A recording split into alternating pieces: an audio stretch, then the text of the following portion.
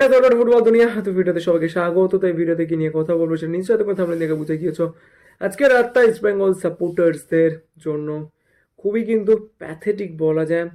শুধু হার না, যেরকমভাবে মানে সোজা কথায় বলা যায় আত্মসমর্পণ করা, সেটাই কিন্তু আজকে ইস্ট বেঙ্গলের তরফ থেকে দেখেছি। এবং ফুটবলারদের মধ্যে কিন্তু কোনো সিগনিফিক্যান্ট অ্যাপ্রোচ দেখা যায়নি, যেখান থেকে অ্যাটলিস্ট কিছু পজিটিভিটি আমরা পাবো। আজকের ম্যাচটা কিন্তু পুরোপুরি নেগেটিভিটিতেই ভরা ছিল এবং ইস্ট বেঙ্গল কোচ কার্লোস কোচরাত তিনি আজকের কী স্ট্র্যাটেজি করে নেমেছিলেন সত্যিই কিন্তু সেটা বোধগম্য হয়নি। যদিও আমি এই টাইপের কথাবার্তা বললে অনেকেই অনেক রকম কমেন্টস করবে, তার কারণ কিছু কিছু জায়গায় কিছু কিছু কথা বলা যায় না, তবে নিজের চোখে যেটা দেখেছি সেইটার অ্যানালাইসিসই কিন্তু করব। তো যদি আজকের শুরুটা চিন্তা করি, ইস্ট বেঙ্গলের অনেকগুলো ফুটবলার ছিল না, ক্লেটন সিলভা ছিলেন না, পদ্রু ছিলেন না চোটের জন্য। কিন্তু এটা আমার এখনও নিজের পার্সোনালি মনে হয় যে হয়তো বোরা হেরেরা এবং তোরো এই দুজন ফুটবলারকে ছেড়ে না দিলেও হতো। তার কারণ আমি একটা ভিডিও আগেই বলেছিলাম যে ইস্ট বেঙ্গল যেসব নিউ ফরেনার্সদেরকে নিয়ে আসছে তাদের কিন্তু টিমের সঙ্গে সেট হওয়ার জন্য কিছুটা হলেও টাইম লাগবে। সেই স্পেসিফিক টাইমটুকু কিন্তু তাদেরকে দিতে হবে। কিন্তু যেহেতু আইএসএল এর ম্যাচগুলো ঠিক এর ফার্স্ট ওয়েতে আসতে থাকবে, একটার পর একটা ম্যাচেস কিন্তু খেলতে হবে, তো স্বাভাবিকভাবেই এই সময় ফুটবলাররা কিন্তু নিজেদের কন্ডিশনে আসার কোনো রকম টাইম পাবে না। যদি এই ফুটবলার্সদেরকে সুপার কাপের সময় নিয়ে আসা যেত তাহলে কিন্তু তাদেরকে খেলিয়ে একটা কম্বিনেশন তৈরি করার ব্যাপার থাকতো, কিন্তু সেইটা যেহেতু করা যায়নি, প্লেয়াররা কিন্তু একেবারে টিমটার সঙ্গে ফিট হতে পারেনি। তো সেই জন্য ফেলিসিও ব্রাউন বা ভিক্টর ভাস্কেস তারা যত বড়ই প্লেয়ার হোক না কেন, তারা কিন্তু এখনো পর্যন্ত কার্লোস কোয়াদ্রাদের কম্বিনেশনের সঙ্গে মানিয়ে নিতে পারেনি। এবং এইরকমভাবে বেশি ম্যাচে কিন্তু যত তারা নামবে এবং যত মানে ব্যাড পারফরমেন্স হবে তত কিন্তু কনফিডেন্স লেভেলটা ডাউন হতে থাকবে। তো এইভাবে কিন্তু কখনোই কম্বিনেশন তৈরি হয় না। তো যেসব প্লেয়াররা টিমের সঙ্গে ফিট হয়ে গিয়েছে, টিমের সঙ্গে মানিয়ে নিয়েছে, তাদেরকে রিলিজ করে দেওয়াটা আমি বলবো হিস্টোরিক্যাল ভুল। তার কারণ ইস্ট বেঙ্গল টিমটা সবে কিন্তু একদম যেটাকে আমরা বলি ব্যাক অন দ্য ট্র্যাক, সেটা আস্তে আস্তে আসছিল। তো সেই সময় সেট টিমের উইনিং কম্বিনেশন ভাঙা আমার মনে হয় একেবারেই কিন্তু ঠিক হয়নি। তবে কার্লোস কোয়াদ্রাত অনেক বড় কোচ, অনেক বিচক্ষণ কোচ, উনি যেটা ভালো মনে করেছেন সেটাই করেছেন। ডার্বি ম্যাচের সেকেন্ড হাফটা দেখেই কিন্তু একটা জিনিস বোঝা গিয়েছিল যে টিমটার মধ্যে খুব ক্লান্তি এসে যাচ্ছে, খুব টায়ার্ডনেস চলে আসছে। সুপার কাপে ইস্ট বেঙ্গল অনেকগুলো ম্যাচেস পরপর খেলেছে, তো সেই জন্য টায়ার্ডনেস আসাটা খুবই একটা নর্মাল ব্যাপার, অ্যাবনর্মাল কোনো কিছু নয়। কিন্তু যেটা সব থেকে বেশি চোখে লাগছে, যেটা সিজনের শুরুতে দেখা গিয়েছিল ইস্ট বেঙ্গল টিমটা 60 মিনিটের পরে দাঁড়িয়ে যাচ্ছে, আজ তো মনে হলো প্রথম থেকেই দাঁড়িয়ে গিয়েছে।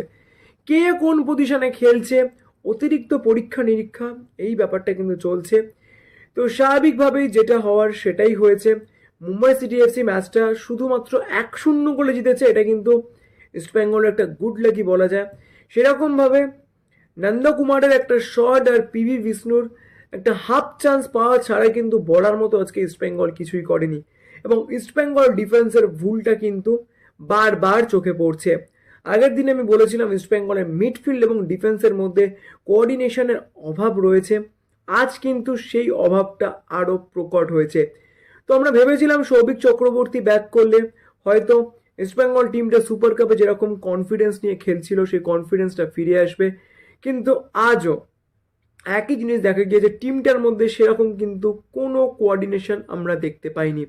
ডিফেন্স এবং মিডফিল্ড যেন একে অন্যকে চেনে না। ডিফেন্স এবং মিডফিল্ডের মধ্যে যে লিঙ্ক আপের কাজটা সৌভিক চক্রবর্তী সুপার কাপে খুব সুচারুভাবে করেছিলেন, সেইটা কিন্তু আজকের তিনি একেবারেই করতে পারেননি। তো যেটা হওয়ার সেটাই হয়েছে, ডিফেন্সের ওপর কিন্তু একের পর এক প্রেশার আসতে থাকে।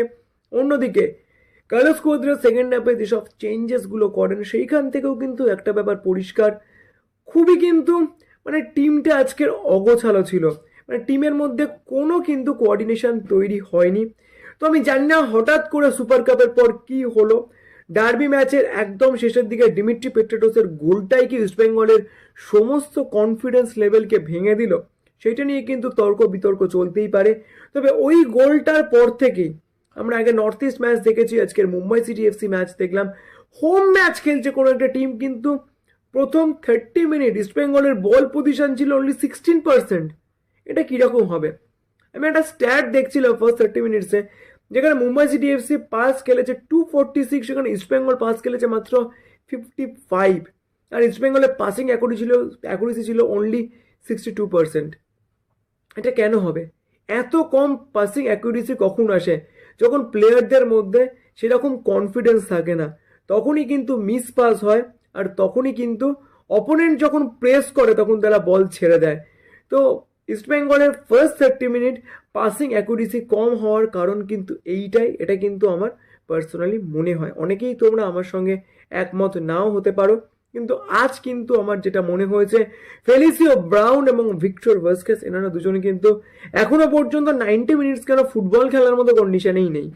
আমি জানি না এনারা কতদিন ফুটবলের বাইরে ছিলেন, কিন্তু এই দুজনের আজকের আমি পারফরমেন্সে যাচ্ছি না, তাদের যেরকম চলাফেরা দেখলাম, তাদের অ্যাটিটিউড যেরকম দেখলাম, তার নিরিখে একটা কথা বলতেই হয়, এদের দুজনের থেকে এই মুহূর্তে খুব ভালো পারফরমেন্স কিন্তু আশা করা একেবারেই উচিত নয়। তার কারণ সবার আগে তাদেরকে ম্যাচ ফিট হতে হবে, আগে ফুটবল খেলার মতো কন্ডিশনে আসতে হবে, তারপর তো পারফরমেন্সের ব্যাপার থাকবে।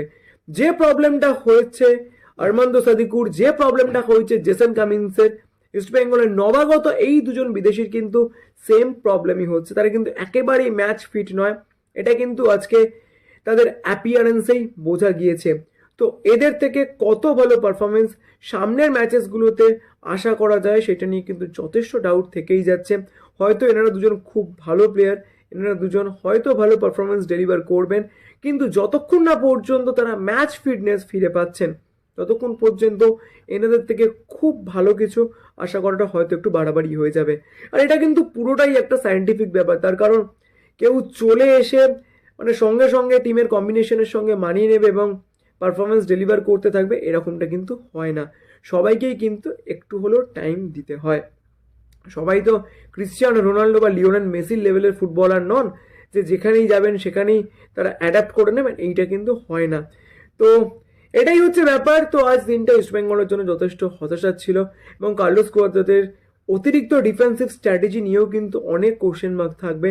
তো সব মিলিয়ে আজ কিন্তু ইস্টবেঙ্গলের থেকে আমরা যে পারফরমেন্সটা পেয়েছি সেটা কিন্তু একেবারেই ইস্টবেঙ্গল সুলভ নয়। আশা করব পরের হায়দ্রাবাদ এফসি ম্যাচ থেকে যখন ইস্টবেঙ্গল ক্যাপ্টেন ক্লাইটন সিলভা ফিরে আসবেন, তখন ইস্টবেঙ্গল আরও ভালো পারফর্ম করবে এবং সুপার কাপে তারা যে কনফিডেন্সটা নিয়ে খেলেছিল সেই কনফিডেন্স নিয়ে আবারও আমরা ইস্টবেঙ্গলকে কামব্যাক করতে দেখব। তো যাই হোক, চলো এখনকার মতো ভিডিওটা এই পর্যন্ত ছিল। তোমরা কারা কারা আমার সঙ্গে একমত অবশ্যই কমেন্ট করে জানিও, তোমাদের কি মনে হচ্ছে সেইটাও কমেন্ট করতে ভুলো না। তো এখনকার মতো এই পর্যন্ত। যদি ভিডিওটা ভালো লাগে তাহলে প্লিজ লাইক করে দিও, আর মনে করে আমার চ্যানেলকে সাবস্ক্রাইব করতে ভুলো না, কারণ সবসময় বলি তোমরা সাবস্ক্রাইব করলেই কিন্তু আরও ভালো ভিডিও কোনো মোটিভেশন পাওয়া যায়। তো চলো এখনকার মতো এই পর্যন্ত, দেখা হচ্ছে পরের ভিডিওতে।